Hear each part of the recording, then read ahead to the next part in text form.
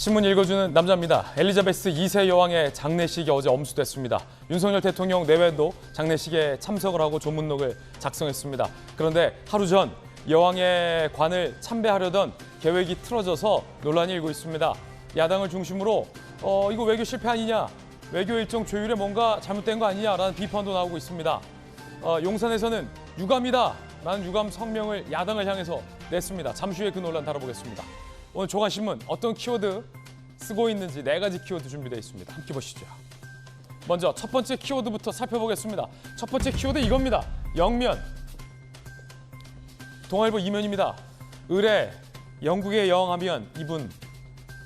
영국인들뿐만 아니라 전 세계인들은 의뢰 생각을 했는데 이제 새로운 한 시대가 저물고 새로운 시대가 시작된 것 같습니다. 동아일보입니다.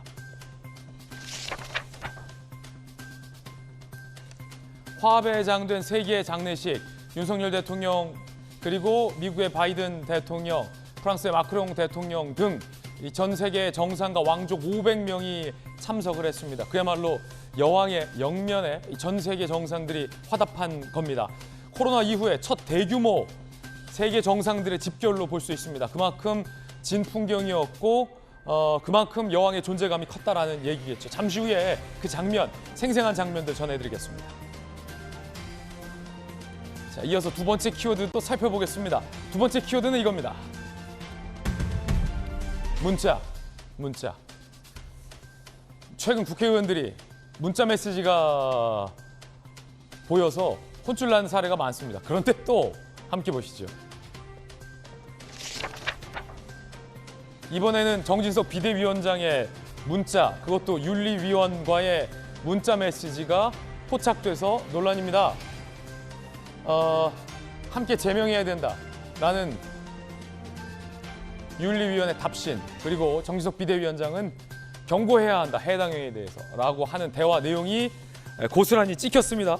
정 비대위원장은 비대위원장직을 수락하기 전 한 달 전 8월의 일이다 라고 해명하고 있습니다만 이준석 전 대표는 어떻게 이렇게 매번 걸리냐라고 비꼬고 있습니다. 이게 자칫 비대위원하고 친윤계 윤리위원이 짜고서 이준석 전 대표를 제명을 하는 거 아니냐라는 논란으로도 흐를 수 있어서 상당히 촉각이 곤두세워지고 있는 것 같습니다. 잠시 후에 이야기 나눠보죠. 이어서 다음 키워드입니다. 세 번째 키워드, 의혹. 오늘 조선일보가 8면에 쓰고 있는 기사인데 어떤 누구의 의혹일까요?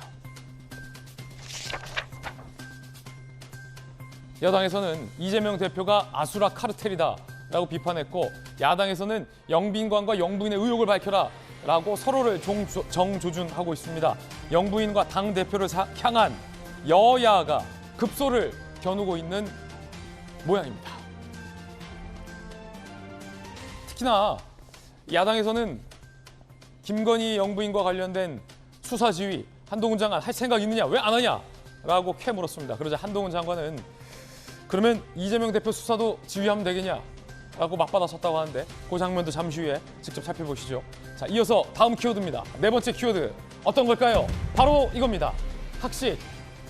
경향신문 8면이 쓰고 있는 기사입니다. 7,000원 학식, 파고든 밀키트, 대학가에 깊어지고 있는 한 끼 고민, 물가가 오르다 보니까 저렴한 학식도 가격이 오르고 있습니다. 그러자 서울대에 이 밀키트가 처음으로 등장했다고 합니다. 학생들 학식보다 싸고 든든하면 구입하겠다, 이런 인터뷰도 하고 있습니다. 자, 무엇보다 이 주머니 사정이 가벼운 하지만 뜨거운 청춘을 갖고 있는 우리 젊은이들, 돈 사정, 주머니 사정 때문에 배 곱는 일 없게 학식은 좀 저렴해야 하는데 학식까지 오르고 있다니 이거 걱정입니다. 지금까지 신문 읽어준 남자였습니다. 야, 그냥 학식 2,000원, 3,000원 했는데. 저 대학교 다닐 때 학식 2,500원짜리도 있었고 라면 1,500원 이랬는데 학식, 대학교 구내식당이 7,000원 시대가 왔습니다. 이거 뭐 요즘 젊은이들 걱정, 이래저래 걱정이 많겠습니다. 오늘 함께 하신 분들 소개해드리겠습니다. 검찰 출신의 엘리트 변호사 김광삼 변호사님, 그리고 이 국민의힘의 대변인, 수석 대변인을 맡은 박정아 의원 나오셨습니다. 부산에서 강한 민주당 재선 의원 전재수 의원님, 엄마가 되어서 돌아온 정은혜 전 의원 나오셨습니다. 어서 오세요. 영국인들에게 뿐만 아니라 의뢰 이 시대를 살고 있는 동시대 사람들이면 여왕 하면 엘리자베스 2세 여왕을 떠올리셨을 겁니다. 96세의 일기로 영면을 했습니다. 어제 장례식이 엄수됐는데 전 세계 정상들이 참석을 했습니다. 윤 대통령도 마찬가지였습니다. 그 이야기, 그 장면 지금 시작하겠습니다. 엘리자베스 여왕 잠들다 사진에 보시는 것처럼 김건희 여사도 이 검은색 상복, 그리고 윤석열 대통령도 검은색 넥타이를 차고 장례식장에 참석을 했습니다. 엘리자베스 2세 여왕을 떠나보내는 전 세계 사람들의 추모의 모습, 그 장면 영상으로 만나보시죠.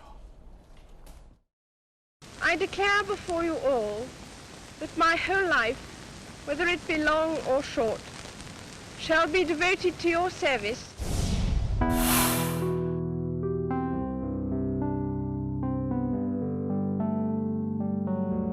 Since 1952, I have witnessed the transformation of the international landscape through which this country must chart its course.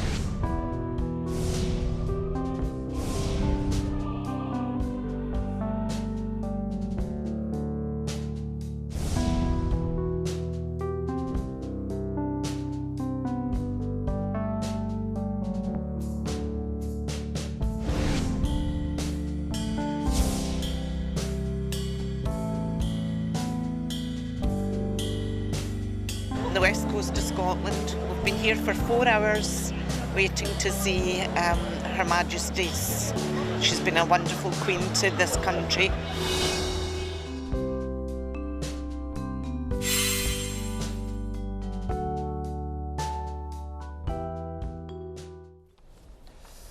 윤석열 대통령과 김건희 여사도 저 장례식에 참석을 했습니다. 세계 정상들도, 각국의 정상들도 많이들 참석을 했습니다. 윤석열 대통령과 김건희 여사가 장례식장으로 향하는 장면 준비되어 있습니다. 함께 보시죠.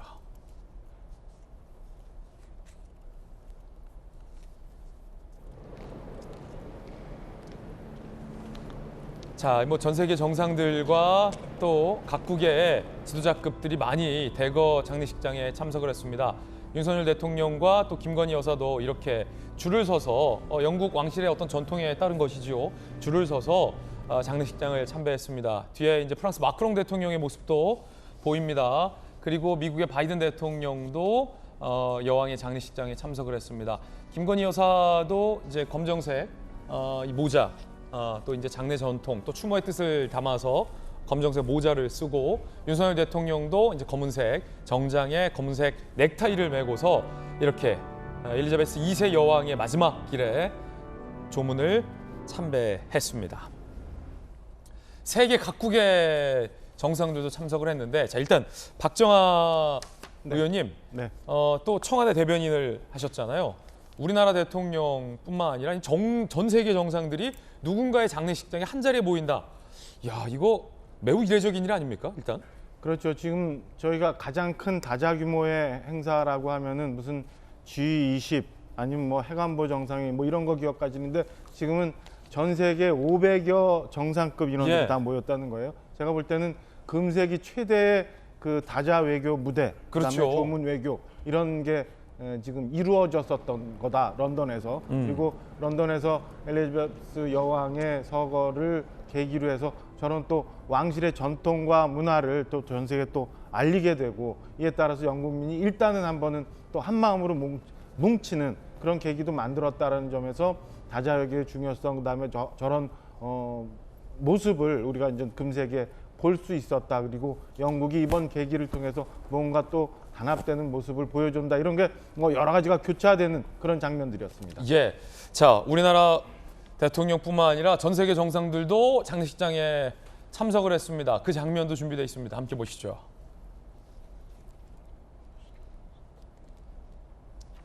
자, 미국의 바이든 대통령도 질 바이든 여사와 함께 장례식장에 참석을 했고요. 특히 이제 바이든 대통령 같은 경우는 여왕 생전에 고개를 숙이지 않았습니다. 이제 아일랜드 가톨릭교 엄마의 당부 때문이었는데, 하지만 어제만큼은 성호를 긋고 고개를 숙이는 모습도 볼 수 있었습니다. 조금 전 나루히토 일왕의 모습도 보였고요.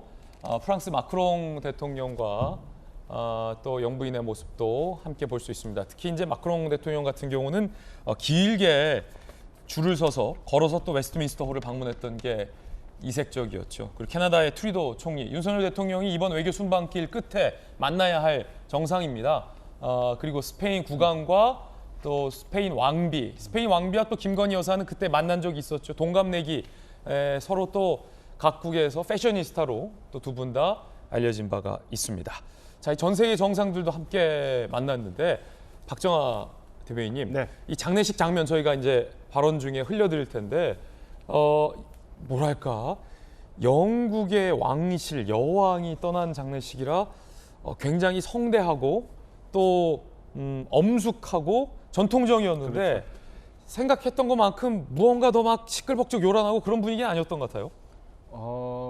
저는 저기서 무언가 우리가 좀 알아야 될 것도 배워야 될 것도 있는 것 같아요. 그러니까 시끄럽게 하고 뭔가 요란한 것보다는 장엄한 속에서 뭔가 웅장함이 좀 느껴지는 분위기가 있었어요. 그리고 영국이 과거에 있었던 영국과는 많이 달라져 있고, 그다음에 영국의 왕실의 위치도 많이 줄어들었습니다만 그래도 저런 모습을 보이면서 저런 전통을 가지면서 영국민들에게, 그다음에 그 전에 있었던 영국이라는 세계에서의 그 나라의 위치에 대해서 한번 좀 일깨워주는 그런 계기가 되는 것 같아서 저는 뭐 아주 장엄하고 엄숙한 분위기에서 각국 정상이 대다수 모인 이런 상황에서 엘리자베스 여왕을 보내는 영국의 이 장례 문화에 대해서도 한번 되돌아보는 계기가 됐습니다. 예. 자, 또 이제 각국의 정상들이 참석을 하다 보니까 오가는 길에 또 이 대통령들끼리 얘기하잖아요. 우리가 또 흔히 뭐 상갓집을 가더라도 오랜만에 만난 혹은 매우 이제 중요한 사람과 상갓집에서 같이 이제 또 조문도 하지만 또 긴밀한 속 이야기도 나누는 법 아닙니까? 그럼요. 이 정상회교의 중요성, 묘미라는 게 바로 거기에 있거든요. 지금 저희가 줄 서서 쭉 정상들이 들어가는 모습을 보였습니다만 그 사이사이에 가볍게 오고 가고 하는 한마디씩이 예. 그 국가에 굉장히 큰 영향을 미치는 정상 외교가 되는 거거든요. 그것도 전략적으로 준비합니까? 그럼요. 그렇게 해서 풀 어사이드라고 하는데 보통 테이블에서 하는 회의 말고 예. 나와서 뭐 차담을 하거나 아니면 서서 얘기하는 그 과정에서 어떤 식으로 접근할 건지, 그다음에 그 정상은 무엇을 좋아하고 어떤 성격을 갖고 있는 것까지 다 준비하고 연구해서 사실은 가요. 그런 건 국정원이 합니까? 아니죠. 이제 그러니까 뭐 국정원에서는 과거와 달리 최근에는 전 그 기업 동향, 그다음에 각국 동향들 뭐 이런 거 많이 하는데요. 외교부가 그동안 축적돼 있던 그 외교 자산을 활용을 합니다. 그래서 순방을 가기 전에 굉장히 두꺼운 자료를 준비해. 여기에는 예. 뭐 가령 뭐 바이든 대통령이라면 바이든 대통령이 좋아하는 거 습성, 그다음에 어떻게 예. 뭐 어떤 그동안의 히스토리를 갖고 있었는지 이런 것까지 다 가질 수 있는 정보를 다 대통령에게 보고를 하고 대통령이 그걸 기반으로 해서 정상회의에 나가게 되는 거죠. 예를 들어서 뭐 바이든 대통령이 얼마 전에 자전거 타다 또 넘어졌대. 근데 뭐 이게 미국 언론에는 안 나오고 쉬쉬하고 있었는데 윤 대통령이 가서 얼마 전에 자전거 타다 넘어졌으니 좀 괜찮냐. 이런 거 한마디 툭 던지면 외교 보안 문제가 있기 때문에 제가 어디까지 말씀드릴 수 있는지, 우리 정부가 어느 정도까지 갖고 있는지를 분명히 말씀드릴 수는 없지만 할 수 있는 최대한의 정보 자산은 다 챙겨서 상대 정상의 모습들을 대통령께서 직접 만나지 않아도 다 그릴 수 있을 정도로 준비해서 나갑니다. 예, 미국의 바이든 대통령은 이 경호차 비스트라는 이름, 애칭이 붙은 짐승이라는 애칭이 붙은 경호차를 타고 런던으로 이동을 했습니다. 이 비스트가 우리에게 낯익은 이유는 전임자 도널드 트럼프 대통령이 북한의 김정은을 만나서 야, 내 의전차 볼래? 라고 경호차를 자랑했었던 적이 있었기 때문이죠. 함께 보시죠. 전재수 의원님, 저게 바로 그때 그 전임자인 도널드 트럼프 대통령도 김정은에게 자랑했던 총 쏴고 폭탄 떨어져도 미사일 쏴도 안 뚫려라고 했던 그 비스트. 경호차를 타고 바이든 대통령이 또 런던으로 이동을 하네요. 런던에서. 그러니까 저희들이 저도 이제 대통령 네 분을 모시고 이제 다자회담, 뭐 양자회담, 이 해외 순방을 여러 차례 가봤는데 예. 사실은 이제 미국 대통령이 타는 저 차, 예. 비스트, 미국 대통령 전용 저 차 때문에 사실은 굉장히 긴장되고 또 이제 굉장히 혼란스러운 경험들이 많아가지고. 왜요? 왜 그러냐면 예. 이게 양자회담일 때는 상관없습니다. 예. 두 분이니까 순서대로 회담 끝나고 나오는 대로 차 타고 떠나면 끝나는데. 네네. 다자회담일 경우에는 뭐 미국도 있고 영국도 있고 우리나라도 있고 할 때. 뭐 G20이라든지 APEC이라든지 이런 거 하면은 그뭐 10개 나라, 20개 나라 이상의 정상들이 다 오는데 회담이 끝나고 또는 회담이 시작하기 전에 이 차량이 이 순서가 다 정해져 있어요. 전부 다 정해져 있는데 미국 대통령 전용차는 순서고 뭐고 없습니다. 그래요? 대통령 나오면 그냥 먼저 그냥 차 그냥 다 빼라 그래가지고 자기 차들 들어와가지고 미국 대통령이 싣고 가버립니다. 아, 진짜 그러니까, 비슷해요. 예, 질서가 다 깨져버리는 거예요. 예. 그러면은 우리 대통령을 모셔야 되는 그 시간에 미국 대통령 전용차가 훅 들어와가지고 해버리면 저희들은 우리 대통령을 모셔야 되는데 뒤로 밀릴 거 아, 아닙니까? 당황스럽겠네요. 완전히 당황스럽죠. 예. 그러니까 이제 미국 대통령 그리고 우리나라 대통령 전 세계 어느 각국의 정상이든 간에 해외 순방을 가게 되면 그 순방 간 나라에서 전용 차량이라든지 건접 경호라든지 이런 것들을 다 하게끔 됩니다. 근데 미국 대통령은 다 깨버립니다. 가져다니죠. 미국 예. 대통령은 전용 차량을 비행기 실어서 옵니다. 그다음에 건접 경호도 자기네들이 외곽 경호까지 자기네들이 전부 다 합니다. 이게 이제 테러 위협이 많아서 뭐 그렇다, 암살 위협이 많아서 그렇다, 좋게 이야기해서 그런 것이고 사실은 힘이죠, 힘. 힘으로 그냥 밀어붙이고 뭐 순서고 이런 거 없습니다. 밀어붙이고. 예. 그래서 이제 노무현 대통령을 모실 때의 경험이에요. 예, 그렇죠. 그러면 그 다음에 이명박 전 대통령 때도 미국 그랬어요? 아 비슷한 거예요. 그러니까 저 비스트는 늘 그 우리 전재수 의원님 말씀 주신 것처럼 별도의 항공기로해서 미리 와서 다 장착이 돼서 움직이고 있는데 저 말씀 드리려고 했어요. 저렇게 미국이 이제 그 다자역의 그런 그 순서를 지키지 않는 어려움도 있지만 왜 우리 다자역의 악동 있잖아요. 푸틴. 그러니까 순서를 정해서 행사장에 들어가고 차량이 어디에 위치하고 이런 거 다 정해지거든요. 누구 순서에 따라서. 그리고 그럼 어떤 정상들은 어떤 엘리베이터, 어떤 계단을 이용 이게 다 정해져 있는데 푸틴 러시아 대통령은 이 순서를 완전히 무시하고 1시간, 2시간 막 늦잖아요. 그러니까 다자외교 한 20명 내지 30명 정도의 정상들이 모여 있는 상황에서 그걸 다 무너뜨리는 다자외교의 악동 푸틴이 갑자기 생각났습니다. 예. 제가 짧게 한 말씀만 더. 그러니까 미국은 힘으로 이게 빠져나가는 순서, 들어오는 순서를 다 무너뜨리잖아요. 푸틴이 그걸 보고 우리도 강대국 중에 하나인데 우리는 그러면은 뭘로 할까? 이게 마음대로 이제 차량이 들어가게끔 이건 안 되거든요. 그러니까 정상회담 시간을 깨버리는 거죠. 아, 시간을 갖고 그러니까 그런다? 마냥 기다리기. 야, 이것도 신경전이네요. 세계 정상 간에. 예. 신경전이 있는 것 같습니다. 참 그 노무현 전 대통령 때 경험, 이명박 전 대통령 경험 들어봤으니까 언제 한번 이재명 부대변인이 나오라고 해서 윤석열 대통령 때의 미국은 좀 다를 것 같은데 지금은 그 얘기도 한번 나중에 들어보겠습니다. 윤석열 대통령 내외가 여왕의 장례식에 참석한 후에 조문록을 작성했습니다. 뭐라고 작성했을까요? 명복을 빌며 깊은 애도를 표한다. 자유와 평화 수호 위에서 힘써오신 여왕님과 동시대에 시간을 공유할 수 있어서 영광이다. 여왕님을 영원히 기억할 것이다. 라고 예를 갖춰서 윤석열 대통령이 엘리자베스 2세 여왕의 조문록을 작성했습니다. 엘리자베스 2세 여왕 같은 경우는 생각지도 못한 이유로 여왕의 이제 왕위에 등극을 하게 됐죠. 젊은 시절에. 그래서 꽃다운 나이에 이제 여왕의 어떤 무게와 부담을 지고 또 2차 세계대전 종전 후의 세계 질서와 영국을 재편하는 데 있어서 많은 기여를 한 바 있습니다. 그렇기 때문에 영국인들뿐만 아니라 전 세계인들의 존경과 사랑을 받아왔겠지요. 그 점에 대해서 윤석열 대통령이 조문록을 작성한 겁니다. 전날은 버킹엄궁에서 찰스 3세를 만나서 또 위로의 메시지를 전하기도 했습니다. 그 장면도 보시죠. 영국 국왕으로 이제 등극하게 될 찰스 3세를 만나서 윤석열 대통령이 대한민국 국민들 또한 이 슬픔을 함께하고 있다라고 덕담을 건넸고요. 먼 곳에서 와주신 데 대해서 깊은 감사를 드린다며 왕실의 가족을 또 찰스 3세 영국 국왕이 일일이 소개를 시켜줬다라고 합니다. 자, 미들턴 왕세자비는 한국에 가본 적이 없어서 초대해준다면 가보고 싶다라고 또 우리 대한민국에 대한 관심을 나타냈습니다. 뭐 미들턴 왕세자비 매우 지금 영국에서도 유명하고 전 세계적으로 셀럽인데 그렇다면 또 한국에 한번 모셔야죠. 언제든지 오신다면 또 우리 국민들이 또 환대를 해줄 겁니다. 찰스 3세 영국 국왕 1992년이 마지막 방문이다. 다시 갈 수 있는 기회가 있기를 바란다. 어머니가 안동 하회마을 왔었는데 그때 당시 아들은 안 왔었던 모양이죠. 그러면 또 한번 모셔야죠. 언제든지 환영한다라고 윤석열 대통령도 영국 왕실의 일원들에게 초대의 뜻을 밝히기도 했습니다. 프랑스 마크롱 대통령도 조문을 위해서 걸어서 웨스트민스터 홀을 방문했습니다. 세계 정상들에게 예외가 아니었습니다. 함께 보시죠. 김광선 변호사님, 네.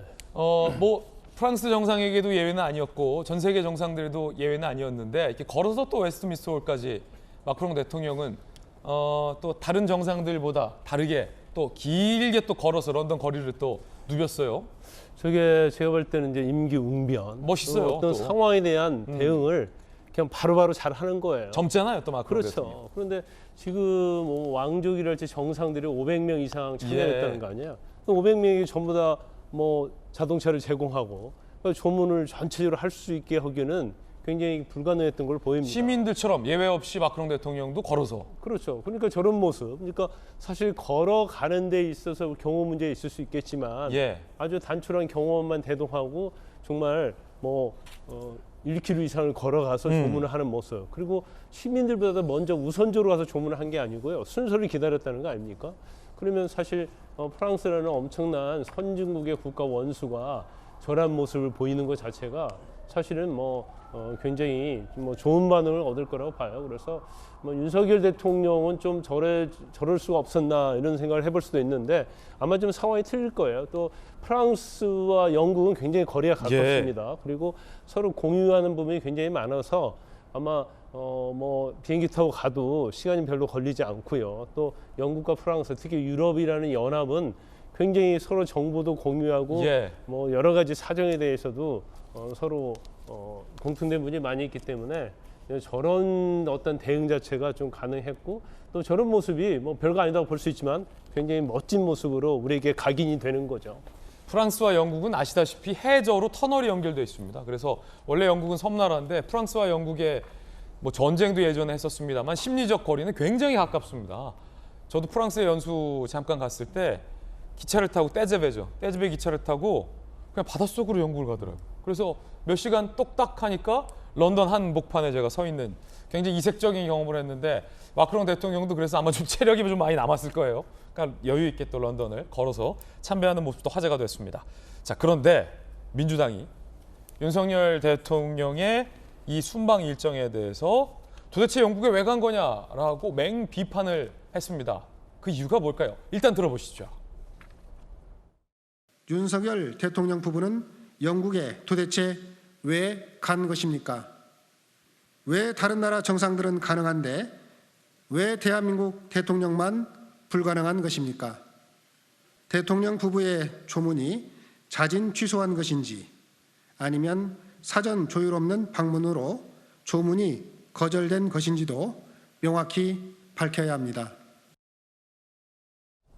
자, 이게 다 무슨 말일까요? 급기야 민주당에서 거기 왜 갔냐라는 매우 강도 높은 비판까지 합니다. 사실 이번 해외 순방 일정이 길고 매우 중요한 순방이라 야당 일각에서도 성공적인 순방을 기원한다라는 좋은 이야기들도 나오고 있었는데 수석 대변인의 입에서 왜 갔냐라는 매우 강도 높은 순방 초반에 어쩌면 굉장히 민감할 수도 있는 메시지인데 강도 높은 비판을 한 겁니다. 그 이유가 뭘까요? 자, 일단 이런 일 때문에 민주당은 비판을 했습니다. 윤 대통령 부부가 장례식 참석 전날인 18일 현지 시간 런던 도착 직후 여왕의 관이 안치된 웨스트민스터 홀 참배를 할 예정이었습니다. 런던 시내 한복판 윤 대통령 입국 공항에서 60km 이상 거리 운집한 조문 계획으로 진입로 곳곳이 통제된 상황이었습니다. 당시 교통 상황 악화로 연기가 됐어요. 그리고 찰스 3세가 주최한 리셉션에 참석을 했습니다. 자, 그런데 민주당에서는 이거 외교 홀대 아니냐라고 문제 제기를 하고 급기야 거기 왜 갔냐라고 강도 높은 비판을 하고 있는 상황입니다. 자, 이건 국민 여러분들께서 어떻게 판단하실지가 매우 중요할 것 같습니다. 여러분들은 어떻게 생각하십니까? 참배할 예정이었던 것은 맞아 보입니다. 그런데 현지 상황이 여의치 않아서 다음 날 장례식에 참석을 했고 그리고 나서 앞서 보신 조문록을 작성했습니다. 민주당은 이럴 거면 왜 갔냐라고 비판을 했습니다. 정은혜 의원님, 네. 좀 가혹한 비판일 수도 있을 텐데 윤석열 대통령에게는 이런 비판 민주당이 왜 하고 있는 겁니까? 일단 저는 영국까지 그 먼 나라까지 가게 되신 거는 굉장히 잘한 일이라고 생각합니다. 이제 조문 외교라는 말이 있듯이 우리가 특히 조문을 통해서 고인에 대한 충분한 애도의 뜻을 전하는 것 그리고 그 먼 곳까지 간다는 것은 굉장히 의미가 있는데요. 우리가 그 참배와 장례식을 좀 구분할 필요가 있을 것 같습니다. 이번에 참배 같은 경우는 15일부터 18일까지 이제 또 19일까지 진행이 됐고요. 그리고 그 기간 동안에 이제 일반인들도 모두가 줄을 서서 참배했고 앞서 말씀하신 마크롱 대통령 같은 경우는 사진을 자세히 보시면 운동화를 신고 있습니다. 그래서 아예 내가 줄을 서겠다라는 그런 결심을 하고 다짐을 하고 줄을 섰던 거죠. 그리고 축구 선수 베컴 같은 경우도 13시간을 기다려서 조문을 했다고 합니다. 그렇기 때문에 그 긴 시간은 예정이 되어 있었던 거죠. 그리고 현지의 교통 상황으로 인해서 조문을 하지 못했다라고 하셨지만 실제로 그 영국에 도착한 시간이 한 오후 4시 정도가 됩니다. 근데 오후 6시에 그 리셉션이 있었고요.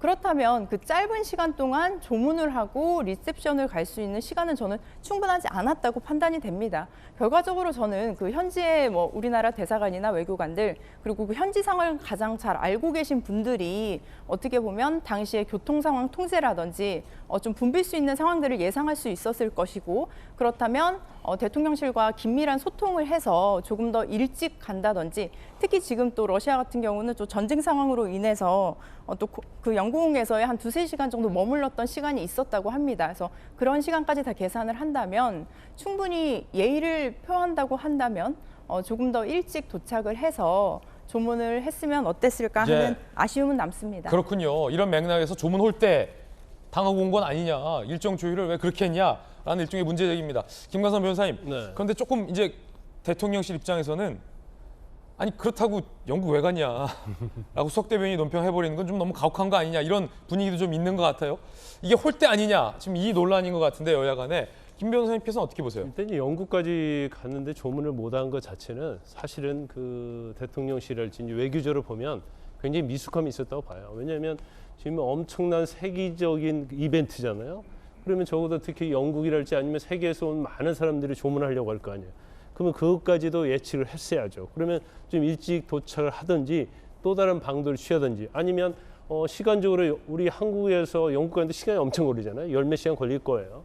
그러면 사실 도착 시간과 맞지 않는다고 하면 조문은 우리가 할 수 없다고 미리 예상을 하고 이걸 기자들한테 브리핑을 하고 언론에 알렸어야 하는데 조문하고 장례식 참석하고 리셉션 참석하겠다고 얘기를 했는데 조문이 참석이 안 된 거예요.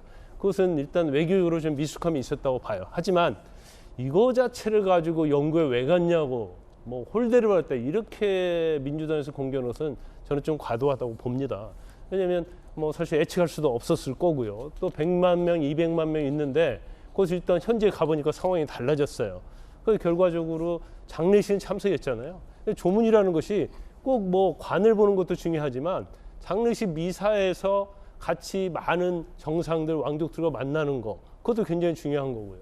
그다음에 끝나고 나서 더 중요한 것 중에 하나가 이제 리셉션 아닙니까? 그 리셉션 참석해서 찰스 3세 만나고 한국에 오고 싶다. 왕세자도 마찬가지로 한국 방문하고 싶다 했잖아요. 그래서 국왕을 만났다는 거예요, 일단. 그렇죠. 그래서 일단 영국에 간 목적은 거의 달성을 했다. 그런데 이제 한 가지 흠이 나고 하면 조문까지 했으면 완벽한 조문 외교였는데 이제 그 부분을 못한 것 자체가 약간의 흠이 될 수 있지만 이걸 뭐 홀대랄지 아니면 영국에 왜 갔냐 이런 식으로 비판하는 것은 좀 과도하다 저는 그렇게 봅니다. 도대체 영국에 왜 갔냐라고까지 하기에는 좀 너무 야당의 비판이 야속하다라는 의견이에요.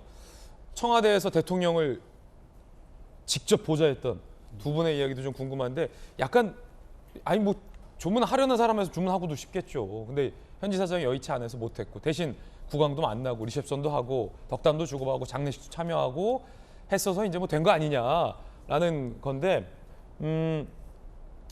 박정아 대변인님 어떻게 보십니까? 상황을 한번 정리를 한번 해볼 필요는 있어요. 그러니까 양자 정상회담과 다자 정상회담, 이 뭐 다자 정상회담은 아닙니다만 굉장히 많은 분들이 모이는 그 다자 외교 무대인데 사실은 외교 홀대라고 얘기하는 거는 뭐 상대국이 일정을 안 잡아줘서 내가 할 일이 없어서 우리 내부의 일만 하는 경우 뭐 과거 뭐 그런 일도 있었습니다만 제가 거명 안 하겠습니다만 혼자 밥 먹거나 그런 거요? 뭐 그런 게 사실은 외교 홀대지 이 예측 불가능한 이런 상황에서 있는 저렇게 많은 사람들이 모이는 상황에서 있는 상황을 저는 외교 홀대라고 얘기하는 건 좀 과한 비판이다라는 생각이 듭니다. 우선 두 가지를 나눠봐야 되는데요.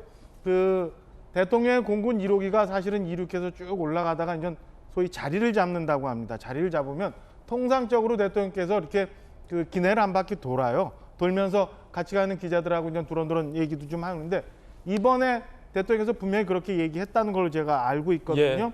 예. 일정이 이렇게 돼서 그 먼저 가서 조문을 하고 리셉션에 참석할지 아니면 현지 상황이 좋지 않아서 리셉션에 갔다가 장례식 이후에 조문록을 작성할지 봐야 된다. 이런 상황을가 굉장히 일정이 유동적이다라는 얘기를 한 걸로 저는 알고 있습니다. 그 이 내용에 대해서는 기자들도 알고 있고 좀 전에 우리 김광선 변호사님 말씀 주신 것처럼 두 가지로 나눠보면 자 그럼 이런 상황이면은 현지 공간 의전에서 판단을 했어야죠. 무리한 거라면 애초에 포기를 하고 나중에 하는 걸로 정리를 했으면 왜냐하면 이게 외교적으로 조문보다는 국왕 초청 리셉션에 참여하는 게 더 우선순위에 있어야 그렇죠. 되거든요. 그게 더 중요한 행사고 더 예. 의미가 있는 거니까 거기에 장례식 참석하시는 거. 그러니까 그렇게 되면 애초에 포기하고 장례식 이후에 우리는 조문록 작성한다라고 정리를 했어야 돼요.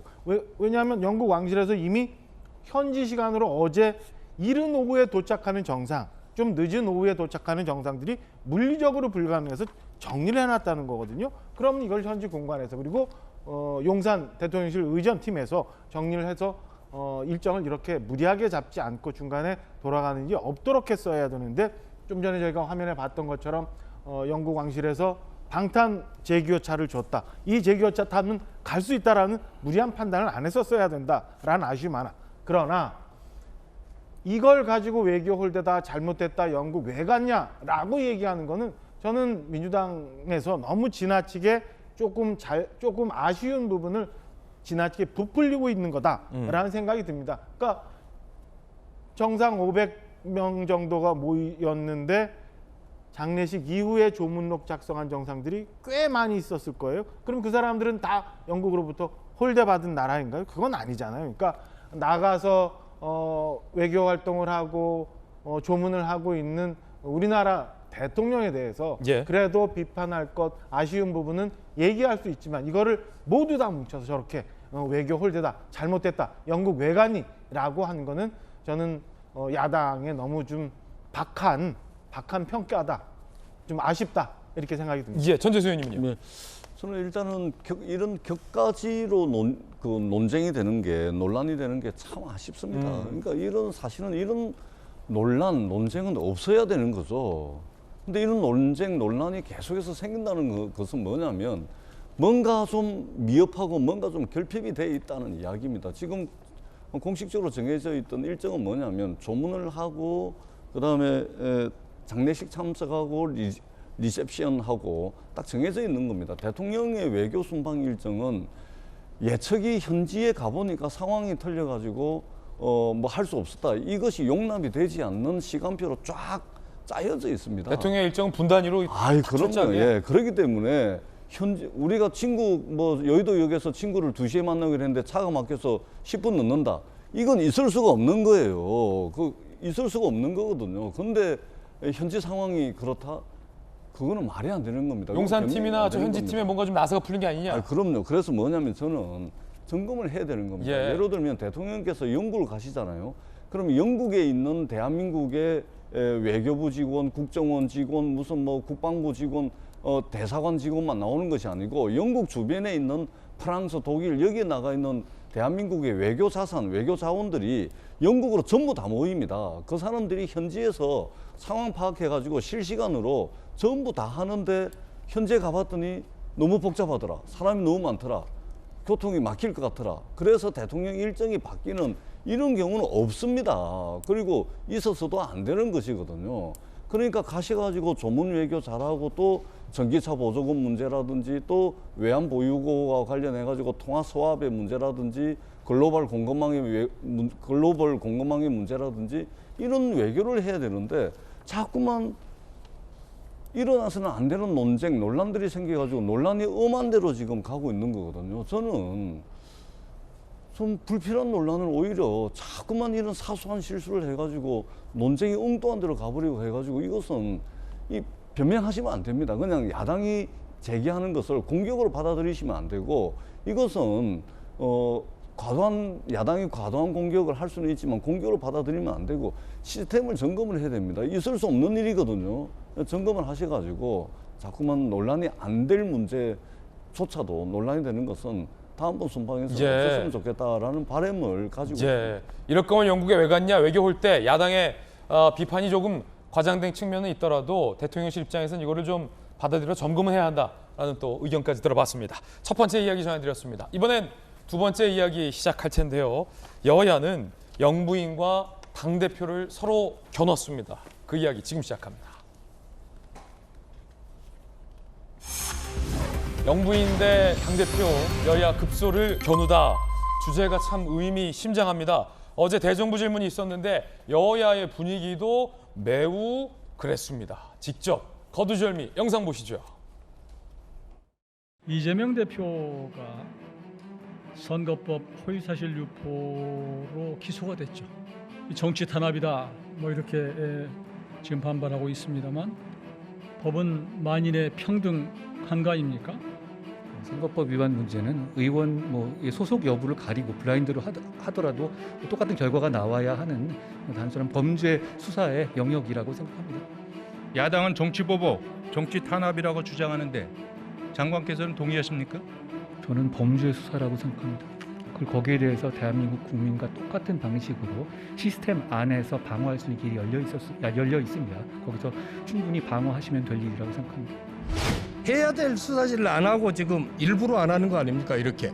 그렇게 따지면 제가 이재명 사건에 대해서 이렇게 하라고 지휘해도 되겠습니까? 그것도 안 되죠? 하세요, 법대로. 법대로 하세요. 법대로 해야 되는 거 아닙니까? 저는 검찰이 공정하고 투명하게 이 두 사건 모두 수사할 것이라고 생각합니다. 자, 국내임에서는 이재명 당대표의 비위 의혹, 그 민주당에서는 김건희 여사에 대한 수사기관의 수사 문제 등등을 거론을 했습니다. 상당히 지금 격돌을 했어요. 특히나 이제 흥미로웠던 게 이재명 대표의 선거법 위반 사건 등등에 대해서 범죄 수사다, 야당 탄압이 아니라라고 한동훈 장관이 얘기를 했고, 김건희 사건 수사 지휘 할 수 있느냐라고 묻자 그럼 이재명 대표 사건도 수사 지휘 하겠냐, 해도 되냐라고 묻자 또 민주당에서는 수사 지휘 하라라고까지 굉장히 좀 치열한 격론이었어요. 검찰 출신의 김광삼 변호사님 어떻게 보십니까? 일단 뭐 수사를 해야 할 건 해야겠죠. 그런데 지금 사실 이제 이재명 의원이 이제 대표 되고 나서 또 윤석열 대통령이 대통령 되고 나서 이게 뭐 대선의 한 2라운드를 보는 것 같아요. 네네. 그러니까 지금 밀어놨던 수사를 현 검찰은 굉장히 속도감 있게 이제 빨리 하는데 그 수사 대부분 이제 이재명 의원에 가는 거잖아요. 이재명 대표에 가는 것이니까 결국은 야당에서는 정치 보복이다, 탄압이다 이제 그런 프레임을 가지고 나오고 있고, 그 야당 입장에서는 또 이걸 어떻게 보면 또 방어하는 차원에서 김건희 특별법을 특검을 계속 얘기하고 있단 말이에요. 그러다 보니까 지금 민생 어디로 가버렸어요. 맨날 김건희 얘기하고 이재명 의원 얘기하고 이재명 대표 얘기하고 그리고 국회가 지금 뭘 하고 있는지를 도대체 알 수가 없고 그 피로감이 굉장히 이제 그게 달해있다고 봐요. 그래서 이걸 과연 어떻게 해결해야 하느냐. 근데 해결 방법도 없고 아마 지금 윤석열 대통령 임기 동안 또 이재명 의원이 대표로 있는 동안 계속 국회랄지 정치는 이렇게 갈 수밖에 없다. 그러면 이렇게 비생산적이면서 이런 것들을 정말 어떻게 봐야 할지 굉장히 고민스러워요. 그래서 저는 이제 개인적으로 볼 때는 이재명 대표에 대한 수사가 남아있는 게 많이 있잖아요. 그럼 검찰도 좀 빨리빨리 진행을 해서 결론을 빨리 내라는 거고요. 그다음에 김건희 여사에 대한 특검도 사실은 지금 검찰에서 조금 빨리 결론 내려주면 좋겠어요. 그럼 무혐의 결론 내려야 할지 불송치 결정 내리면 특검 할지 안 할지를 빨리 결정할 거 아니에요. 그래서 이 부분에 대해서는 검찰이 좀 더 수사기관이 속도를 좀 스피디하게 하면서 빨리 결정을 내려줘서 어떤 형태로든지 이게 좀 수면 아래로 가라앉고 재판은 재판대로 가야 하는 거고요. 그다음에 지금 현안이 엄청 많잖아요. 그럼 거기서 민생에 집중을 해야 한다 이거죠. 그렇지만 지금 이런 상황을 보면 참 피로감 예. 이게 엄청나죠. 김광삼 변호사님이 또 엘리트 검사 출신이시니까 드리는 질문인데 오해는 하지 마시고 네. 저는 수사는 생물이라는 느낌이 들어요. 똑같은 사람에 대해서 똑같은 혐의에 대해서 수사를 벌이는데 어느 정권이냐에 따라서 수사 결과가 좀 다르기도 하고 또 생물이라고 느낀 게 뭐냐면 검찰이 마음먹기에 따라서 수사의 기간은 굉장히 길게 잡을 수도 있고 방금 말씀한 것처럼 마음먹기에 따라서 수사 기간은 굉장히 단축하면서 빠르게 갈 수도 있단 말이죠. 네. 그럼 지금 우리 국민들이 보고 있는 건 두 가지 수사예요. 검찰의 김건희 여사에 대한 수사, 이재명 대표에 대한 수사. 지난 대선 동안 검찰이 이재명 대표에 대해서 사실상 수사를 안 해온 거 아닙니까? 경찰도 마찬가지고 이제 와서 이제 빡빡빡 공소시효에 임박해서 이제 하는 부분도 있는데 그 두 가지 수사 중에서 검찰이 어떤 수사에 더 진정성이 없었다라고 보세요? 과거에? 지금까지? 그런데 이제 수사의 생물이란 말은 저도 수없이 많이 하는 예. 말이고 정말 수사의 생물이 맞아요. 왜냐하면 수사를 하다 보면 아까처럼 뭐 기간을 길게 하고 짧게 할 수도 있지만 생각지도 못한 것이 튀어나오거든요. 그러니까 쌍방울 수사하면서도 뭐 생각지도 못한 게 튀어나오잖아요. 압수수색 하다 보면 거기서 생각지도 못한 정치 유명한 사람의 이름이 나온단 말이에요. 그래서 수사는 어떻게 튈지를 몰라요. 그런데 제가 쭉 보면 사실은 문재인 정부에서 친정부 성향의 검사들이 너무 수사를 안 한 거예요. 밀어놓은 거죠.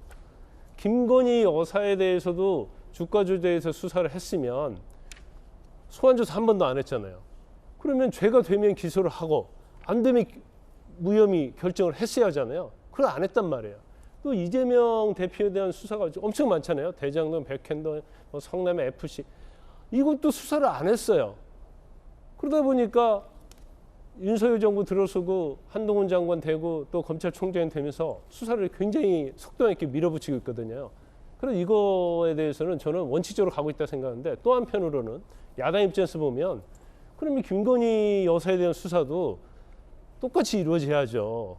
그래서 죄가 되면 전 정부에서 수사를 안 했고 아니면 결정을 안 내렸고 이렇고 무혐의였음에도 불구하고 정치의 목적으로 결정을 안 내렸다고 하면 수사에서 결정을 내려줘야 하고 또 수사에서 죄가 인정이 되면 기소를 해야 하고 그래서 양쪽에 형평성 있게 해야 한다는 게 맞아요. 그래서 야당의 어떤 지적도 저는 뭐 일부 일리는 있다고 그렇게 봅니다. 그 가운데 쌍방울의 전 회장이 도피 중인데 태국에서 이 도피 중이라고는 보이지 않는 매우 호화로운 도피 생활 중이다 라는 동아일보의 단독 보도가 나왔습니다. 아시다시피 쌍방울은 그 쌍방울이 맞습니다. 횡령 배임 의혹 수사 중이었는데 지난 5월 김성태 쌍방울 전 회장이 돌연 싱가포르로 출국 6월 태국으로 거처를 옮겼는데 유명 리조트에서 생활하고 있다는 동아일보 보도가 나왔습니다. 국내 체포영장 발부됐고 인터폴 적색 수배 요청된 상황입니다. 그러면 금방 잡힐 것 같은데 어찌된 일인지 쌍방울 핵심 임원들이 6월부터 대거 태국을 왔다 갔다 한다. 김 전 회장이 선호하는 김치, 횟감? 횟감이요? 생선 회친 거 그거요? 저건 신성함이 생명인데 저걸 공수했어요? 태국에 물고기 얼마나 많은데 여기서 그걸 사다 날랐어요? 도피 맞습니까? 김 전 회장 지인 여성 태국행 조력 어허 쌍방울 산하 엔터테인먼트 소속 가수 등도 만나요? 도피 맞습니까? 검찰 태국에서 김 전 회장과 접촉해온 임원들 파악 조사 중이라는 보도가 나왔습니다. 이뿐만이 아닙니다. 쌍방울 임원들이 태국행이 잦았는데 이 태국행이 상당히 좀 수상해 보입니다. 김성태 전 회장 싱가포르 머물 땐 쌍방울이 세운 A투자사 2대 주주를 만나게 됐습니다. 쌍방울이 발행한 전환사채 100억 원을 인수한 곳이에요. 그 A투자사가. 그리고 그 전환사채는 최근 이재명 대표의 변호사비 대납 의혹 핵심 배우로 지목됐던 회사이기도 합니다.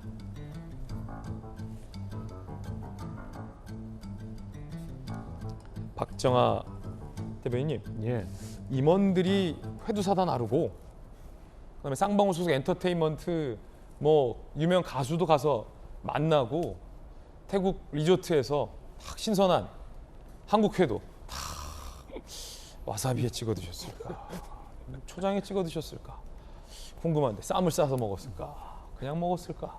요는 이분이 쌈 싸 먹든 고추, 겨자, 냉이를 찍어 먹든 간장을 쳐 먹든 이 쳐서 드시든 그게 중요한 게 아니라 이 도피 맞습니까? 저거 도피죠. 어떻게 이렇게 호화스러운 생활을 도피인데 하시는데 그 앞에 괄호 열고 괄호 닫고가 하나 있는 거죠. 비호하는 세력이 있는 도피. 쌍방울은 수사 기밀도 빼냈다는 의혹도 받고 있잖아요. 그러니까 지금 저게 어떻게 됐냐면은 검찰에서 하고 있는 수사 기밀을 빼내서 그 담당했던 변호사, 수사관 등등이 다 문제가 되고 있는데 그 사이에 쌍방울 회장은 저 태국을 갔다는 거고 그 태국 가서 지금 얘기하는 것처럼 우리 동남아 가면 개인적인 경험이 있습니다만 물컹물컹해서 회 못 먹는 것처럼 예.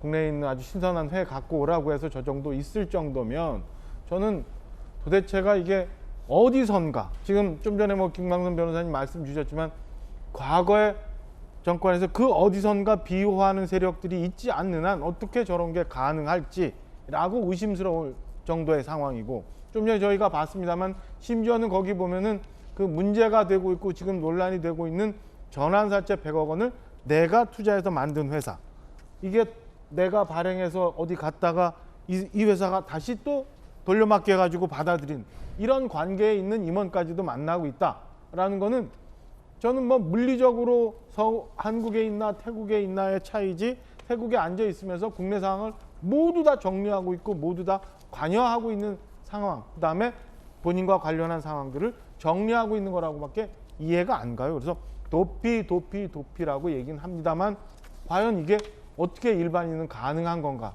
뒤에 누군가가 이 건에 대해서 비호하고 정리하고 저 회장을 국내에 안 들어오게 저 회장이 수사망에 들어오지 않게 하기 위해서 하는 무언가의 세력이 있지 않고는 도대체 이게 상식적으로 가능한가라는 생각이 들 정도입니다.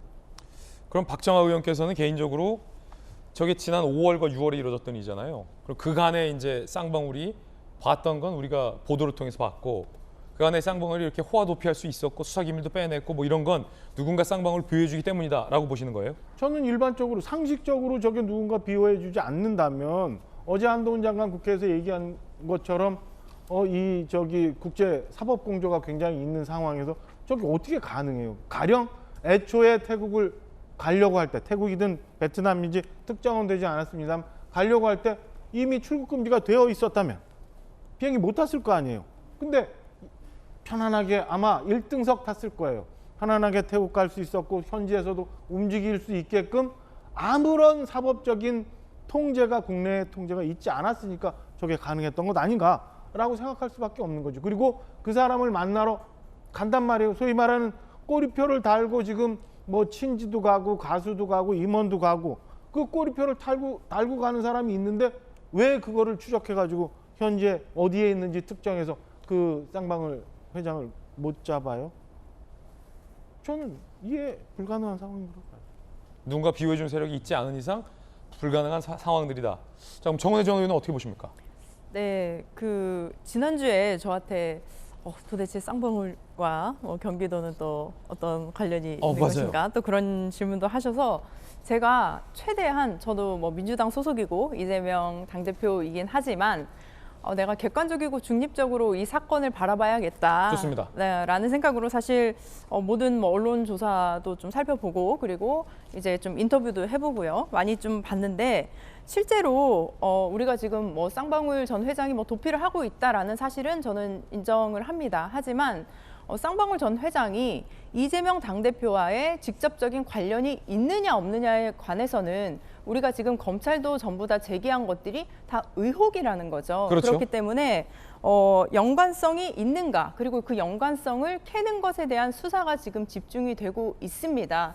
그렇기 때문에 저는 결과적으로 어떤 직접적인 연관성이 없는 상태에서 이 쌍방울 전 회장의 도피와 또 이재명 당대표를 지금 엮어서 우리가 바라보는 것은 전 좋지 않다라고 생각을 하고요. 사실 저는 성남FC 관련해서도 좀 공부한 내용이 있는데 이 부분에 대해서도 좀 지금 말씀을 드려도 될까요? 성남FC 잠시 후에 또 바로 나옵니다. 네, 55억. 네. 그 얘기 잠시 후에 또 한번 의견 듣겠습니다. 네. 죄가 있으면 당연히 처벌받아야 되지만 혹여 검찰이 이재명 대표와의 어떤 연관성을 캐내기 위해서 억지로 수사를 하고 있는 측면은 없는 것 아니냐라는 네, 또 맞습니다. 야당 의원의 비판이에요. 전재수 의원님, 네. 박정아 의원이 한 말이 네. 좀 계속 귀에 남아요. 네. 이 쌍방울 누군가 비호해왔던 거 아닙니까? 네. 빨리 잡아들여야죠. 빨리 잡아들여야 예, 돼요. 예. 체포영장이 발부가 됐으면 당연히 체포영장 집행해야죠. 야, 이 회는 신선도가 생명인데 그걸 공소했다는 거 아니에요? 아니 그러니까 뭐 김치를 드셨는지 회를 드셨는지 그거는 뭐 언론 보도니까 예. 오늘 뭐 사실인지 아닌지는 오늘 뭐 다시 봐야 되겠지만 뭐 크게 중요한 것 같지는 않고요. 일단 체포영장이 발부가 됐으면 집행이 돼야 되겠죠. 그다음에 태국하고는 사법 공조가 되죠 아마. 범죄인 인도 조약도 아마 체결이 돼 있기 때문에 빨리 그 체포해가지고 와가지고 이 횡령 배임을 했는지 그리고 그 사이에서 정치권과 어떤 연결고리가 있는지 수사를 해야죠. 예, 저는 대한민국의 수사 역량이라면 이 정도 도피를 했다면 이 정도 범죄 혐의자 국제 사법 공조를 통해 가지고 국내로 들여오는 문제는 저는 간단한 문제라고 생각을 합니다. 빨리 집행을 해서 사건의 전말을 밝히는 게 저는 좋다고 생각을 합니다. 한동훈 장관도 이건 사법당국을 우롱하는 처사다라고 비판을 했습니다. 들어보시죠. 언론에는 동아일보는 김성태 회장이 태국에서 호화 도피 생활을 이어가고 있다 이렇게 나왔습니다. 파악하고 계십니까? 도피하고 있는 범죄자에게 국내에서 그런 조력이 있는 부분들은 국내의 큰 실정법 위반이기 때문이고 사법 질서를 우롱하는 처사이기 때문에 검찰에서 강력하게 조치를 할 것이라는 정도의 보고를 받았습니다. 무슨 죄를 저질렀길래 이렇게 도망을 가서 그 사원들에게 태국까지 와서 이 음식을 공수하게 합니까? 중대한 범죄 혐의가 지금 상당 부분 수사가 진행 중이고 그 과정에서 검찰 수사 기밀을 유출되는 부분까지 있었기 때문에 검찰 입장에서는 최대한 강력하고 엄정하고 투명하게 수사할 거라고 생각합니다. 근데 이렇게 소환도 못하고 범죄자가 외국에 나가서 이렇게 버젓이 살고 있는데 그게 정의에 반하는 일 아니겠습니까? 지금 굉장히 글로벌라이즈도 됐고요. 도망간 범죄자가 국가가 그렇게 노력할 경우에는 그렇게 계속 도망 다닐 수는 없습니다. 체포 방안, 국제 공조 방안이 있습니까? 중대 범죄자를 외국에서 송환하거나 체포하는 것은 법무검찰의 고유 업무입니다. 저희가 하던 프로토콜이 있고 지켜봐 주시면 저희는 성과를 낼 거라고 생각합니다. 자, 그런가 하면 이번에는 두산 기업의 의혹과 관련된 보도도 나왔습니다. 중앙일보 보도인데 이 두산이 부지 용도 변경을 대가로 성남 FC를 후원한 건 아니냐라는 의혹과 관련해서 검찰의 수사가 진행 중이죠. 중앙일보는 이런 내용 보도하고 있습니다. 이재명 시장 재직 시절 두산건설 소유 부지 용도 변경 및 기부 체납 면적을 줄여줬다. 그런데 기부 체납 면적을 줄여준 그 부분이 숫자로 보면 5%인데 금액 가치가 55억이다.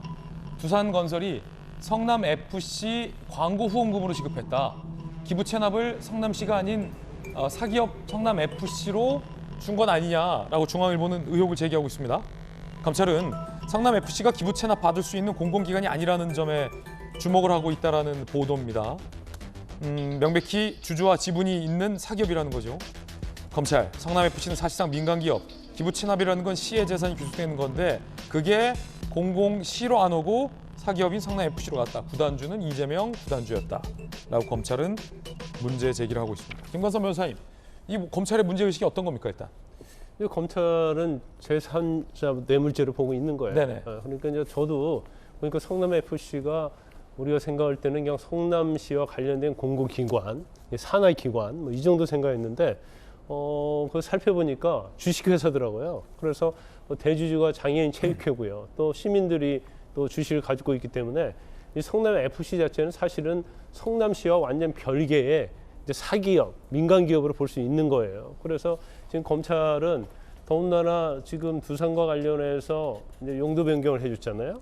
그러면 용도 변경을 해주는데 만약에 기부 채널을 받으려면 그 당시에는 또 현물로 받아야 돼요. 현금으로 받을 수 없어요. 그럼 성남시가 받아야 하는 게 맞죠. 그런데 이걸 성남FC에다 줬다는 것 자체는 어떠한 부정한 청탁, 아까 말씀드린 것처럼 아까 앵커께서 말씀하신 것처럼 뭐 15%를 5%로 감액을 해주면서 그에 상당한 돈을 성남FC로 광고 후원금을 줬다는 거예요. 그런데 우리가 그냥 객관적으로 보면 이게 뭔 죄가 될까? 이건 뭐 성남 FC 활성화를 위해서 광고 후원금 준 거 아니냐? 물론 이제 그런 부분에 있어서는 일반적인 뇌물자원은 좀 차원이 좀 다르다고는 볼 수는 있어요. 그렇지만 성남 FC에게 후원한 것 자체는 사실 아무런 법적인 근거가 없고 어떤 두산의 부정한 청탁에 대한 대가로 줬다고 한다면 그게 아무리 공공의 이익을 위한 것이라 해도 죄가 될 수가 있고요. 우리가 비근한 예로 국정농단 사건에서 동계 스포츠 영재 센터라는 게 있었고 예. 박근혜 대통령이 삼성으로부터 부정한 청탁을 받고 동계 스포츠 영재 센터에게 16억 이상의 그런 삼성이 돈을 준 게 있거든요. 후원했다? 그렇죠. 그것도 제3자 뇌물에 해당한다는 대법원 판례가 있기 때문에 이 경우가 비슷하다. 그렇죠. 이 경우가 좀 비슷해요. 그래서 아마 검찰은 기소할 가능성이 굉장히 높고 이재명 대표는 이를 잘 방어를 해야 한다 이렇게 봅니다. 정은혜 의원은 어떻게 보세요? 네, 제가 성남 FC 관련해서 지금 제3자 뇌물 공여죄를 적용하려고 하고 그렇다면 제3자 뇌물 공여라고 한다면 이득을 본 사람이 누군가라는 것을 먼저 우리가 봐야 할 것 같습니다.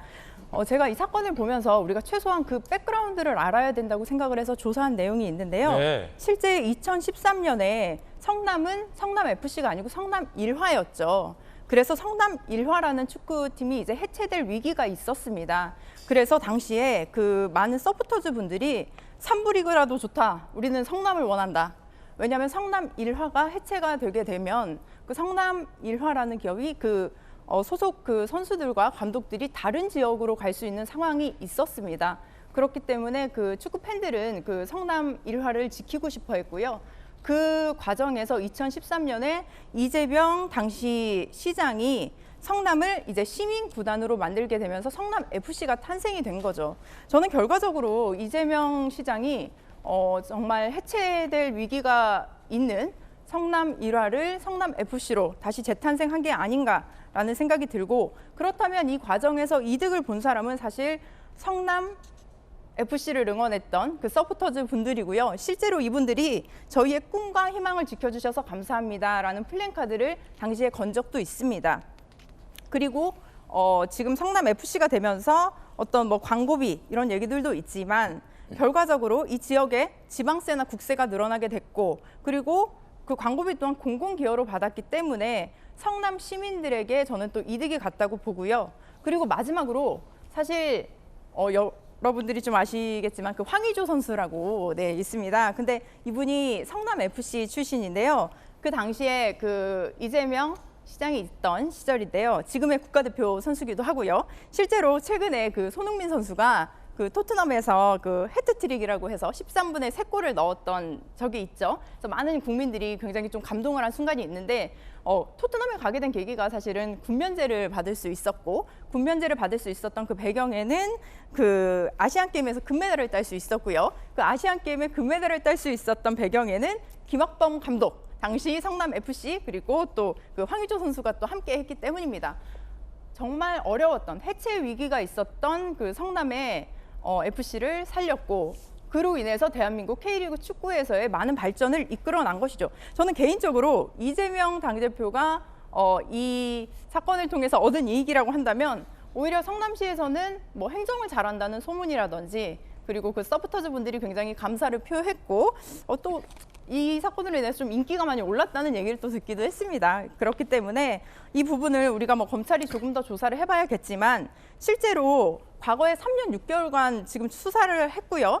그리고 지난해 9월에 분당경찰서가 증거 불충분으로 불송시 결정을 내렸습니다. 그럼에도 불구하고 올해 5월 윤석열 정권 출범 이후에 분당경찰서에서 강제로 수사 전환이 된 사건이거든요. 그렇기 때문에 이 부분은 좀 정적 죽이기가 아니냐, 정적에 대한 경계로 인한 재수사가 된 것이 아니냐라는 합리적인 의심을 할 수밖에 없다고 저는 생각합니다. 예, 정은혜 의원의 의견도 한번 들어봤습니다. 자, 중요한 건 그래서 이제 성남 FC를 그렇게 지켰는데 그 두산이 용도 변경 부지를 해주는 대가로 성남 FC에 55억 후원금을 했는지 안 했는지 그 대가성 여부를 이제 검찰이 입증을 해야겠죠. 저도 황의조 선수는 좋아합니다만 그것과 이거는 좀 별개다 별건인 것 같습니다. 자, 뜨거운 소식 모아봤습니다. 과연 첫 번째 소식은 어떤 건지 함께 보시죠. 김의겸 의원과 한동훈 장관이 또 한판 붙었습니다. 이번엔 어떤 문제 제기가 있었던 걸까요? 김의겸 의원이 이번에 꺼내든 논란은 한동훈 장관이 민주당의 이재정 의원을 쫓아가서 악수를 했다. 의도된, 기획된, 연출된 행동이다라고 주장을 했습니다. 김의겸 의원의 주장 들어보시죠. 의도된, 기획된, 연출된 행동들을 하고 있다. 행사장을 떠나서 엘리베이터 앞으로 갔는데 거기를 한동훈 장관이 쫓아와서 어디 도망갈 데도 없어요. 손을 탁 내밀면서 꼭 뵙고 싶었습니다. 라고 악수를 청하더랍니다. 그래서 웃으면서 악수를 해줬는데 딱 보니까 카메라가 뒤에 이미 와 있더라는 거예요. 자, 그래서 김의겸 의원이 얘기하고자 하는 바가 뭔지는 잘 저도 모르겠습니다만 어쨌든 악수하기 싫다는 사람 굳이 쫓아와서 악수해 놨더니 카메라가 있더라. 그만큼 한 장관이 뭔가 계산적이고 뭔가 보여주기에만 치중하는 사람이 아니냐라는 비판을 하기 위해 의도로 풀이가 됩니다. 자, 그러면 그건 이제 김의겸 의원 해석인데 최소한 이 팩트는 맞는지 체크는 해봐야겠죠. 논란을 제기했으니 과연 한 장관이 쫓아가서 악수했는지 카메라에 연출하기 위해서 한 장관이 억지로 그 장면을 만들었는지 아닌지 김의겸 의원의 주장이 사실인지 아닌지 영상으로 한번 여러분께서 판독해 주시죠. 영상 판독 들어갑니다.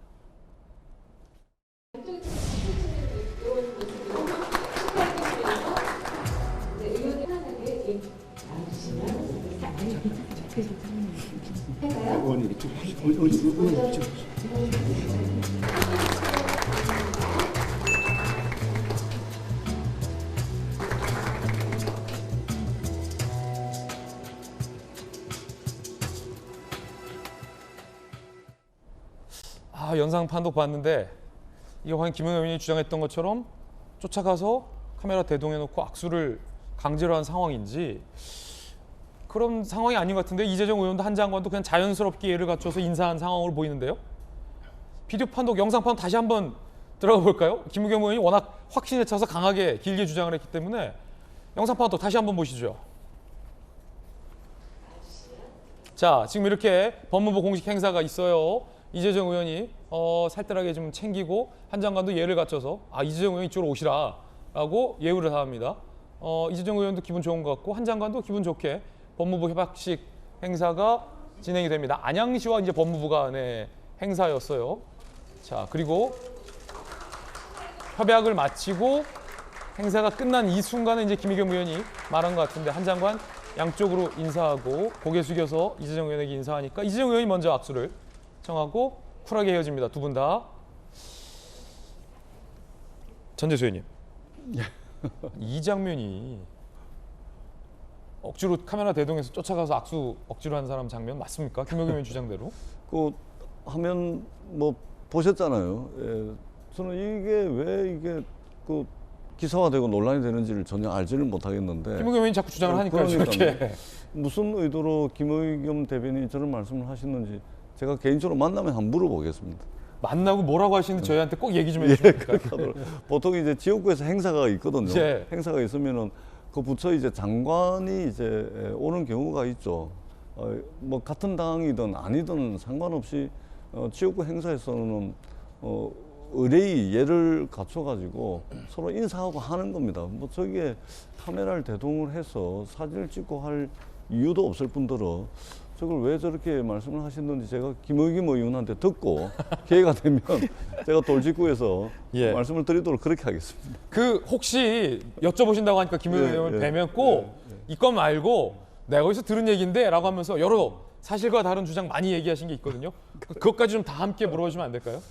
그 다른 건 일단 잘 모르겠고 이것만이라도 제가 아는 부분은 제가 물어보고서 말씀드리도록 하겠습니다. 예. 자, 박정하 의원님, 김의겸 의원 이번이 처음이 아닌데 자꾸 왜 이러시는 걸까요? 뭔가 맑지 못한 것 같아요. 제 느낌에는. 그러니까 김의겸 의원, 김의겸 대변인 자체가 사물을 보는, 그다음에 현상을 보는 게 맑지 못한 것 같아요. 저희가 여기서 뭐 서로 다른 의견을 갖고 얘기하고 있잖아요. 그래도 그거는 논리적으로 그다음에 자기 주장하면서 서로 상대방이 하는 얘기를 이해하는 과정인데 제가 보면 김의겸 의원은 지금 뻔히 보이는 상황을 갖고 저렇게 얘기하고 저건 가짜뉴스 만들어내는 거거든요.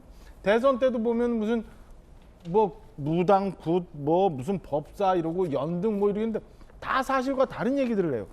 제가 볼 때는 김의겸 의원이 뭔가 사실을 현상을 왜곡해서 보려고 하고 다른 의도를 갖고 저렇게 얘기를 하고 있는 것 아닌가. 그래서 저는 뭐 공당의 대변인까지 하시는 분께서 저렇게 다른 가짜 뉴스를 자꾸 만들어내고 그거를 아무런 서스럼 없이 얘기하는 거에 대해서 스스로 한번 돌아보셨으면 하는 생각이고, 좀 전에 우리 전재수 의원님 말씀 주신 것처럼 어떻게 답변하시는지 저도 굉장히 궁금해서 돌직구쇼 보면서 한번 이해해 보려고 노력하겠습니다. 예.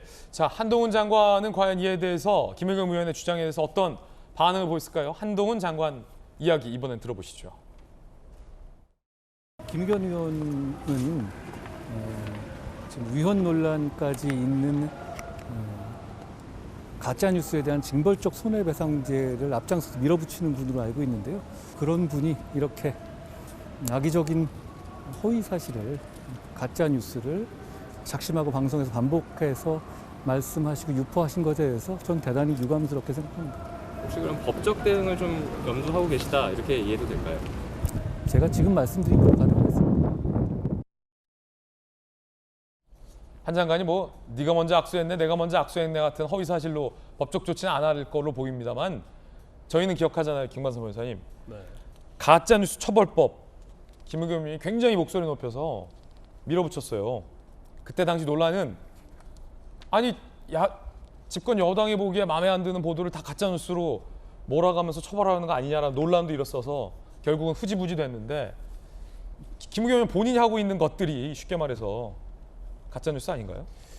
김의겸 의원이 이제 언론에 관련 언론 개혁하겠다고 그래서 언론이 가짜 뉴스였을 때는 이제 징벌적 손해, 그래서 엄청난 손해배상을 하기 위해서 거의 망할 정도로 하겠다 해서 그 당시 이제 법을 민주당이 추진했는데 굉장히 여론의 비판받아서 이제 좌절이 됐어요. 예. 그런데 김의겸 의원은 김의겸 의원 하면 생각나는 게 저는 건진법사, 뭐 무소, 뭐 무당, 그다음에 굉장히 머릿속에는 김건희 여사하고 한동훈 장관이 머릿속에 꽂혀 있는 것 같아요. 그래서 물론 뭐 언론에서 일부만 보도할 수 있지만 거의 김의겸 의원이 나와서 하는 얘기는 전부 다 그와 관련된 얘기거든요. 그런데 지금 아까 저희가 영상을 봤습니다마는 이재정 의원이 먼저 악수를 청하잖아요. 저기 어떤 장소냐면요, 안양교도소를 이전하는 협약식이에요. 근데 거기 지역구가 이재정 의원입니다. 그러니까 사실은 교도소 옮기는 것은 그 지역구민의 굉장한 수건 사업이거든요. 예. 굉장히 몇십 년 된 수건 사업이에요. 이게 이재정 의원 같은 경우에는 이제 본인이 내가 노력해서 이렇게 됐다, 치적이 될 수 있는 자리잖아요. 예. 그러니까 사실은 법무부 장관에게 어떻게 보면 감사하다, 이제 그런 표현을 또 할 수 있는 거거든요. 그럼 이재정 의원한테 들었다고 하는데, 그럼 이재정 의원이 저렇게 구체적으로 거짓말을 했는가? 내가 엘리베이터까지 도망갔는데 더 갈 데가 없으니까 거기까지 쫓아와서 악수를 했고, 악수를 하는 순간 딱 보니까 카메라가 대기하고 있다. 이재정 의원이 이렇게 말했다는 거예요. 예. 그럼 이재정 의원이 거짓말을 한 것인지, 아니면 김의겸 의원이 이재정 의원의 어떤 말을 듣고 과장됐다랄지, 아니면 이걸 허위로 얘기를 한 건지, 그것을 좀 사실관계를 따져봐야지만 뭐 사실 너무 조잡해서 이걸 뭐 따질 필요도 없다고 봐요. 하지만 저런 것들이 이제 한두 번이 아니고 계속적으로 헛발질을 하다 보면 김의겸 의원에 대한 이미지가 굳어지거든요. 그러면 사실 앞으로 계속 정치하고 싶을 거 아니에요. 그리고 오히려 저런 측면이 본인에 있어서는 굉장히 마이너스가 될 것이다, 이렇게 봅니다. 예, 김관삼 변호사님 의견 들어봤습니다. 뜨거운 소식 함께하고 있습니다. 두 번째 소식도 함께 보시죠. 신당역 스토킹 살인범 전주환의 신상을 수사당국이 공개했습니다. 함께 보시죠.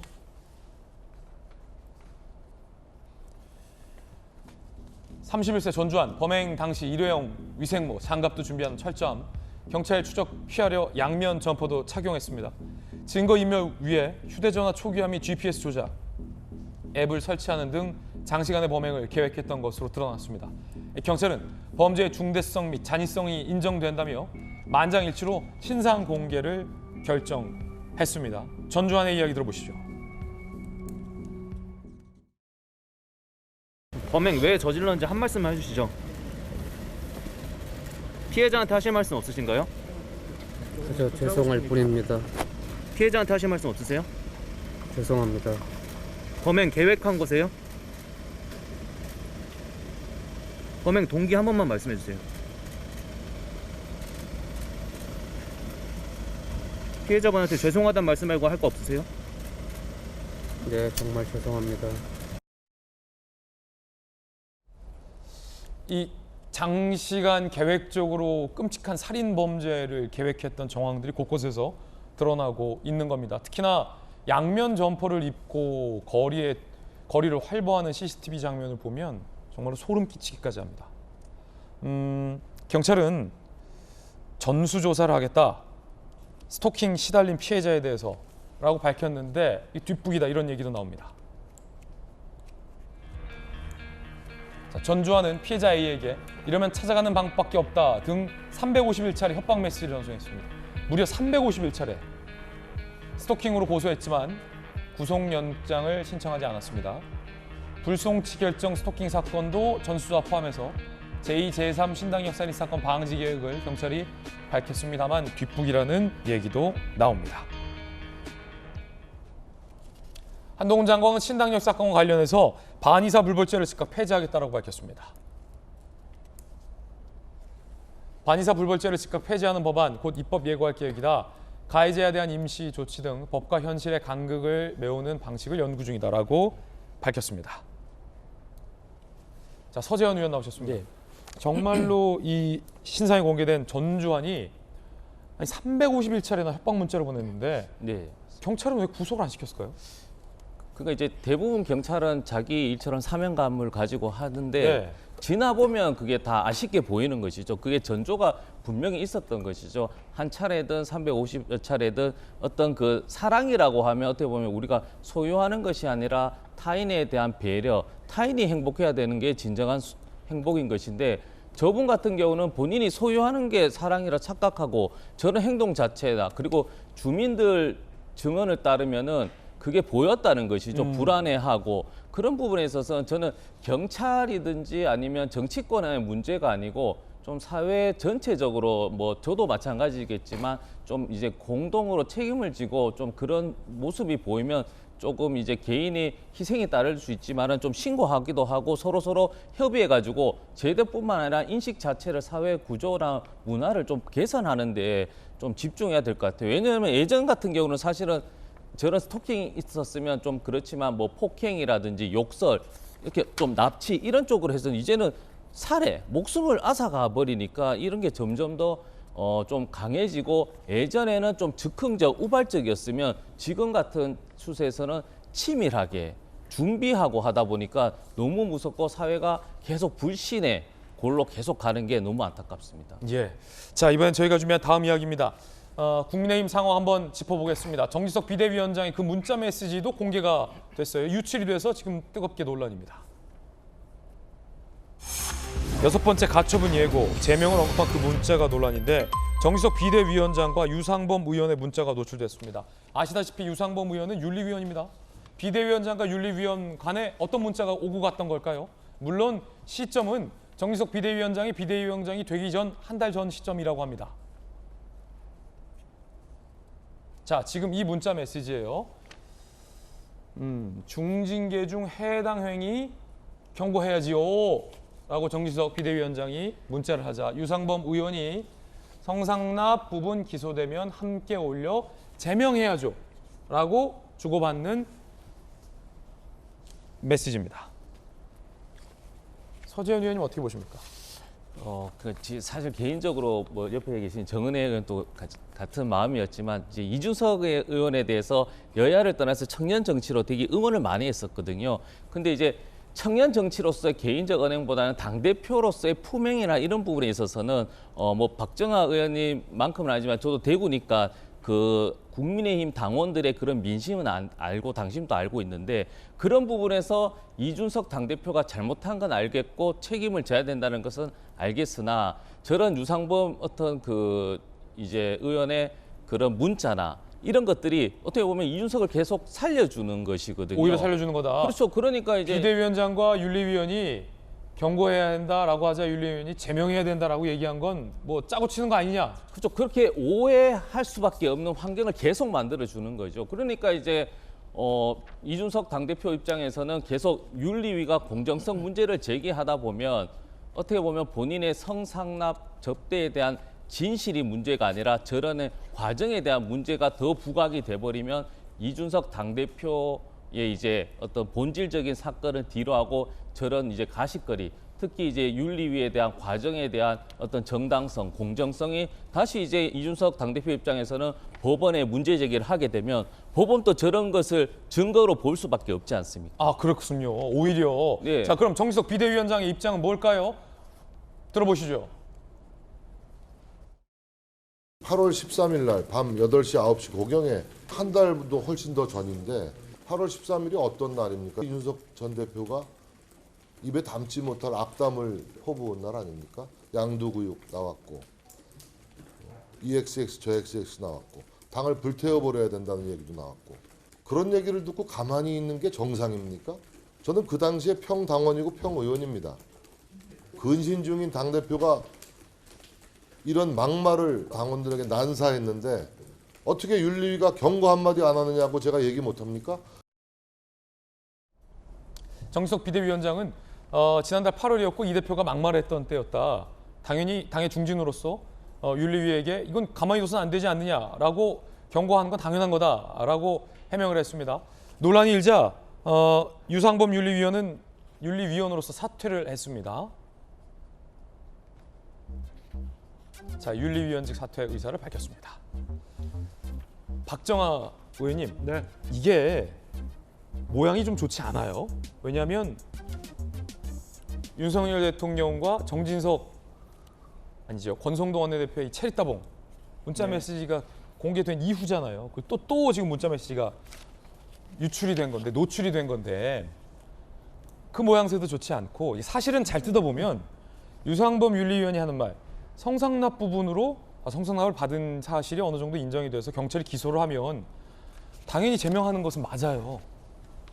그리고 정진석 비대위원이 비대위원장도 아니었을 때 이거 이렇게 해당해야 하는 거에 대해서 경고해야 되는 거 아니냐라고 할 수도 있는 문제인데 모양새가 지금 비대위원장이 윤리위원에게 왜 경고 안 하냐라고 하니까 제명해야죠. 그 부분이 저는 볼 때 중요한 부분인 것 같은데요. 이전에 저희가 이제 의원 연찬회 이후에 사실은 권성동 당시 원내대표 노래한 것 같고 또 시끄러웠었어요. 근데 사실관계에 대해서는 분명히 정리를 하고 저는 그 언론이 국민들한테 소개해줘야 된다고 생각을 합니다. 그러니까 지금 정진석 비대위원장이 보냈던 문자의 시점은 8월 13일이에요. 그러니까 당의 중진 의원 그러나 국회 부의장이지만 당 지도부는 아닌 상황에서 그날 이준석 전 대표가 기자회견을 하면서 온갖 얘기 다 하던 날이었어요. 뭐 양두구육에 군사정부 그다음에 뭐 이런저런 뭐 이런 얘기까지 다 나오던 시절이었는데 그때 당시 화가 나서 중징계해야 된다고 보낸 문자 그리고 이에 대해서 성상납 부분에 대해서 기소가 된다면 뭐 당연히 제명해야죠라는 문자를 마치 비대위원장인 정진석 의원께서 윤리위원인 유상범 의원에게 어제 원내대표가 뽑히는 어제 의총장에서 주고받은 것처럼 이렇게 사진 캡션이 달려서 보도가 되니까 저희 뭐 보시는 분들은 당연히 이거는 너무 과한 거 아니냐라고 얘기를 하는 거거든요. 저는 그래서 이 건에 대해서 논란이 충분히 있을 수는 있다. 그다음에 뭐 오해의 소지는 있을 수 있다라고 생각은 듭니다만 저는 이렇게까지 이를 오해할 수 있도록 키워서 사실은 사실관계 좀 확인하고 그런 이후에 보도를 했어야 된다라는 점에서 좀 아쉽게 생각을 하고요. 어찌 됐건 이 당시에는 뭐 저희 당원들 많은 사람들이 저런 의견을 가졌을 거예요. 그리고 당의 중진 의원이 보내는 문자에 대해서 어떤 식으로 기본적으로라도 유상범 의원도 뭐 답변을 보내야 되는 그런 상황이었음을 이해는 합니다. 그렇지만 어찌됐건 윤리위도 사퇴하고 지금 당시에 정진석 위원장은 일반 평당원이었음을 감안한다면 저 논란이 이렇게 너무 커지고 그다음에 우리가 지금 오해하는 것처럼 비대위 당 지도부가 윤리에 많이 개입한다. 이거는 조금 많이 나간 추측이다라는 말씀에 해명을 좀 드립니다. 이준석 전 대표 입장도 함께 보시죠. 이 대표는 뭐라고 얘기하고 있을까요?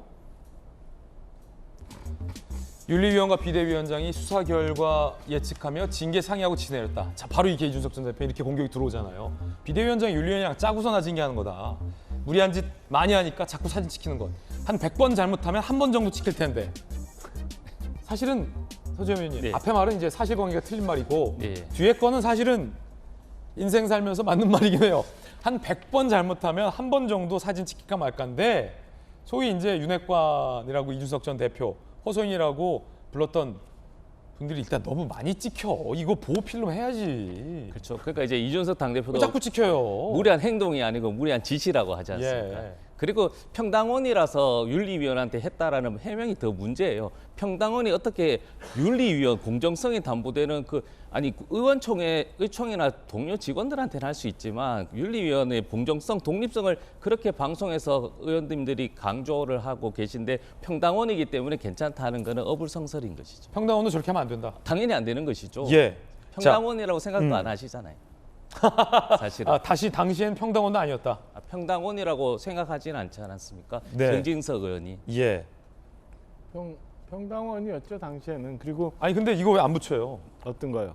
아 보호필름. 보호필름. 저도 가서 말씀 좀 드리고 싶어요. 보호필름 다 좀 해가지고 다시는 저런 사고 안 나오게 좀 했으면 좋겠다는 생각이 있어요. 저도 좀 보호필름 구해서 이렇게 하든지. 저는 사실은 뭐 노출될 게 없어서. 이준석 대표가 유엔에 제소하겠다라고 나왔어요. 그리고 저쪽이 미사일 쏘면 요격할 수밖에 없다라고 6차 가처분 신청을 예고했는데 그러니까 내가 지금 가처분하는 건 당에 대한 공격이 아니라 저쪽이 나에 대해서 미사일을 쏘니까 요격하기 위해서다라고 해명을 하고 있는 건데 어떻게 보세요? 좀 그만했으면 좋겠어요. 좀 보시는 국민들이 얼마나 피곤하겠어요. 이준석 대표 무슨 의도인지는 알겠고 그다음에 당에서도 이렇게 할 수밖에 없는 상황임을 국민들께서 당원들께서 이해해 주셔야 되는데 이제 좀 그만 좀 해야죠. 저렇게 해서 미사일 쏜다고 얘기하고 뭐 요격하겠다고 하고 맨날 가처분 상황 속에서 당 지도부 어떻게 됩니까? 이 공백 상태를 어떻게 할지 잘 모르겠어요. 저는 그래서 좀 서로 간에 이 부분이 정치적으로 아니면은 어떻게 이제 당원 그동안 같이 있었던 거 아니에요? 같이 있었던 당을 위해서 좀 한 번쯤 더 생각해보는 유엔에 제소한다는 거는 국제망신 아닙니까? 국제망신이도 하고 현실성이 있어요 사실은. 할 수도 있겠지만 이준석 전 대표 측에서 할 수는 있겠습니다만 근데 현실성이 있는지 잘 모르겠어요. 당에서 당원 당규상 잘못된 부분이 있어 징계하는 건에 대해서는 그걸 유엔에서 뭐라고 얘기할 거예요. 저는 저렇게까지 생각하는 거는 좀 과한 정도를 많이 지나치고 있다라는 말씀 좀 드리고 싶습니다. 이준석 전 대표가 유엔에 제소 못하리라고 보세요, 그럼?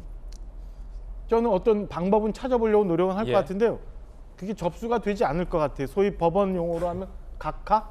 뭐 이런 상황이 오지 않을까. 정비대위원장하고 유상범 의원이 나눴던 이 문자 메시지를 이준석 전 대표 측에서 법원에 증거로 제출할 가능성도 있다. 어떻게 보세요? 증거 제출하면 영향을 조금 받을 수 있다고 보여집니다. 근데 아까 우리 서재현 대변인께서도 말씀 주셨지만 의총에서도 윤리에 뭔가 당원에 대해서 징계 요구를 할 수 있어요. 평당원이니까 더더욱 그 얘기할 수 있는 거예요. 그러니까 저는 정진석 비대위원장이 윤리위원에게 뭔가 얘기를 했으면 그건 분명히 문제가 있다고 생각합니다. 근데 평당원이 뭔가 윤리에 당이 제대로 갈 수 있게끔 누군가를 처벌해달라고 요구하는 거는 크게 문제 삼을 일은 아니지 않나라는 말씀을 보태드립니다. 여야 의견 들어봤습니다. 저희들은 6조 광고 보고 돌아오겠습니다. 잠시 후 뵙죠.